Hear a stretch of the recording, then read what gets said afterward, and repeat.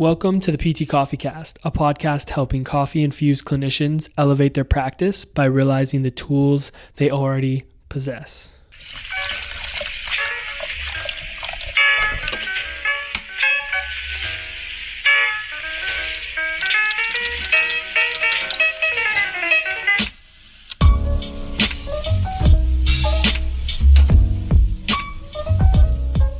What's going on, guys? Welcome back to the PT Coffee Cast, brought to you by The Movement. My name is Dalton, and not alongside me today is my beautifully bearded friend, William. I'm coming at you guys with another solo episode here. That has been the theme, but I've been drinking a lot of coffee, and I've been having a lot of good thoughts. So due to our schedules not aligning and having some trouble getting some episodes in, I've just been on a roll. So hope you guys are enjoying them. If you are enjoying them, make sure you subscribe to the podcast so that we can keep putting out some good episodes so you don't miss out on any of the new episodes. But yeah, I want to dive right into this one today and give you all the goods. I was having a conversation probably a little over a week ago with a friend of mine. We've worked together in the past. We have a relationship from a mentor-mentee relationship, and we're having a conversation about clinical skills and the imposter syndrome, and what clinical things do I need to add to become a better clinician, or do I work on soft skill things like communication or learning how to program or all these things. He's feeling a little bit conflicted with like, where do I go with continuing education, which I think is like a very common experience for a lot of the people that we work with at the movement, with the people that we mentor, and with most clinicians. And it was a challenge for me as well. And this conversation that I was having with this individual is they felt like they needed to add more clinical skills to be able to, attract more clients or be more valuable. And I do think that clinical skills are really important. If we're not good at clinical skills and we're not pursuing being the best possible, you're probably going to struggle a little bit as a clinician. But with this individual, I think we feel like we can close the imposter gap that we're feeling by having more courses. Just thinking like if we add more tools to our toolbox, so to speak, we're just going to feel more confident. And I don't think that is the case. And like when we really broke it down, it wasn't that he needed more clinical skills, because he had mentioned to me that he's really enjoying being able to work with a group of people who value health and who are really pushing themselves and have big goals and are working through the full spectrum of rehab from injury to performance. And he started transitioning, working with these people on a more of a performance basis. So then he moved them from like physiotherapy to performance coaching, and was coaching a small group of people remotely. And I love this. I think like as a physiotherapist, you hold so many skills and opportunities to really help people through the full spectrum of rehab. So this fires me up. I'm biased to this because I think it's really important for us as clinicians to take a strong hold on this, especially in private practice. But the fact that he was feeling confident enough to actually like pitch these people on working with him from a coaching standpoint and programming for them was super awesome. And I asked him like, why do you think you need more clinical skills? And he really didn't have an answer. And I think the reason he thought he needed it was that it was going to make him look more attractive to working with these people on a performance basis. But if he already had the confidence to pitch people on working with him from a coaching standpoint, program for them, have them have success, he had like a group of reoccurring clients that were continuing to work with him, what more skill does he need to actually do what he's already doing? And he said, yeah, you're right. I have the confidence in programming. I have the confidence in exercise progression. I know how to do that stuff. So adding more of that right now probably doesn't make any sense. And I said, yeah, you're probably right.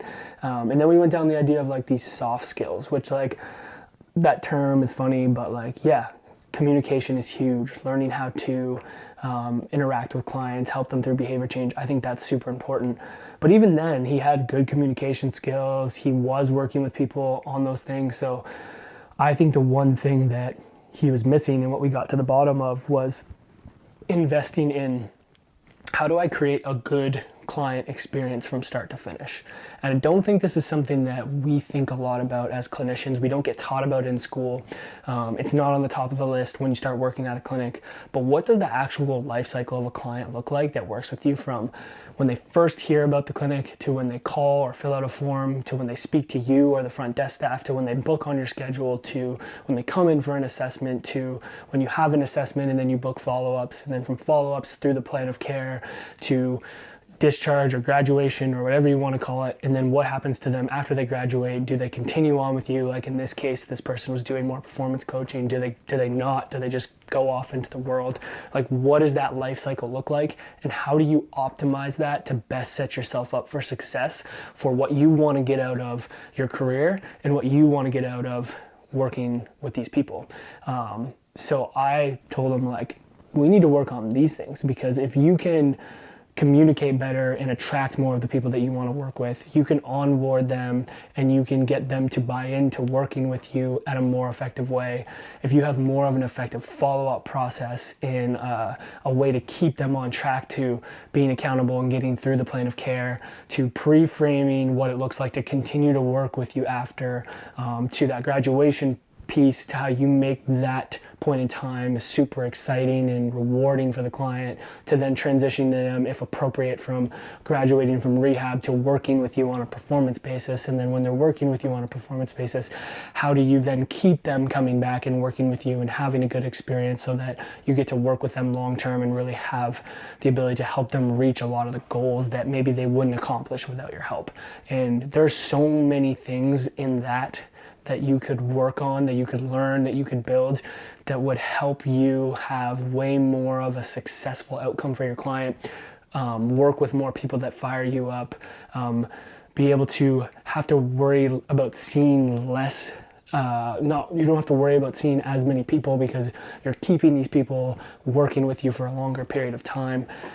Those are the things that I think this individual needed to work on. And there are a lot of simple things, not easy to implement, and they take a lot of work, but simple things that he could have implemented into that life cycle of the clients that were working with him, to not only like make it better for him and have him be more successful from like a caseload standpoint, but also like to get better outcomes. Because if a client is having a good experience, they're happy, they're fired up to work with you, they're going to stay more committed to the plan, they're going to see the plan through. And the more we can just get people to see a plan through, the more likely they're going to reach their goals and accomplish their outcomes and do all that great stuff. And then they're going to go off and tell other people about how you were able to actually help them get through this full spectrum of care and refer you more people. So it's just like, it's one of those things that I think we don't think about a lot as clinicians, but it's super, super important.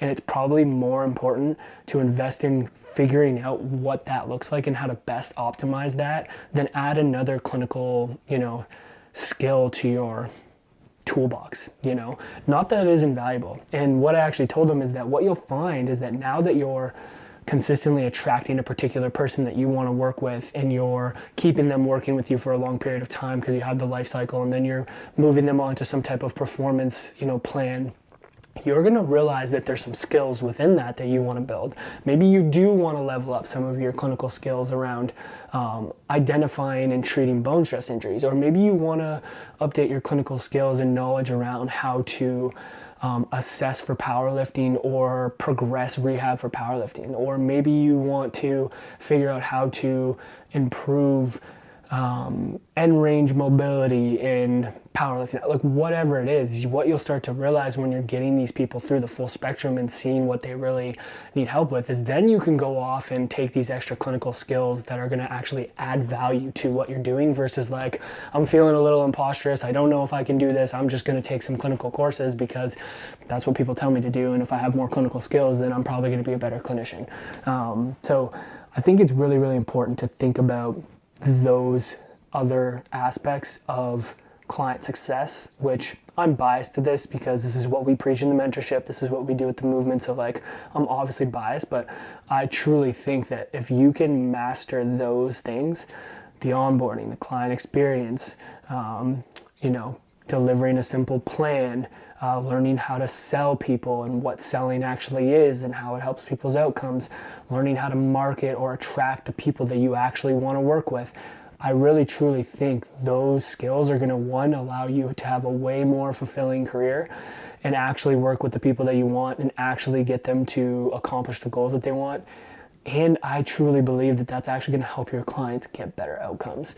And so I think it's something to consider. And I know a lot of times people think, well, I don't own my own business and it's a lot harder. And you're right, it is. It's a lot harder when you don't own your own business. This person I was speaking with was a business owner.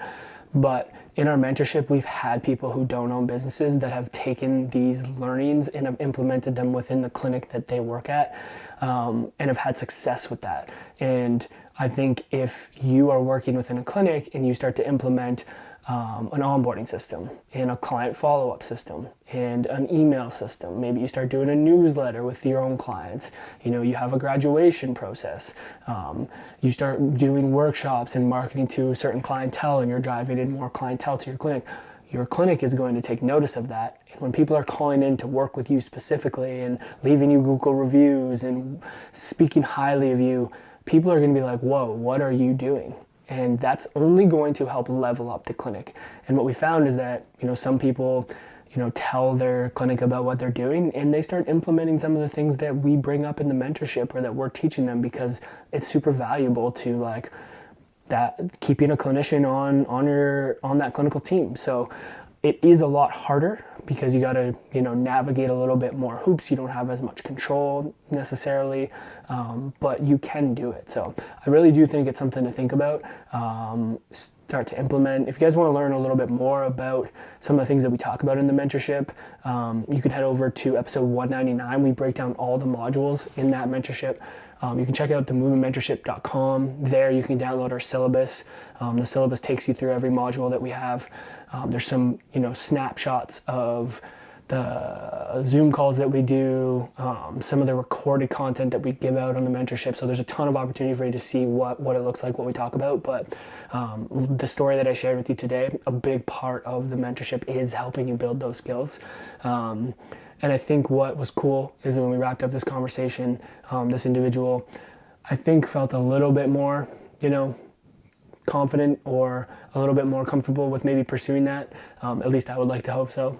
But just want to share that with you guys. That is all I got for today. Check out themovementmentorship.com. Make sure you follow the podcast Instagram page at PTCoffeeCast. Make sure you subscribe, all that fun stuff. The support means the world to us. It helps the podcast grow, keeps us relevant, keeps us reaching more people. So thanks so much for tuning in, guys. As always, stay caffeinated. Peace.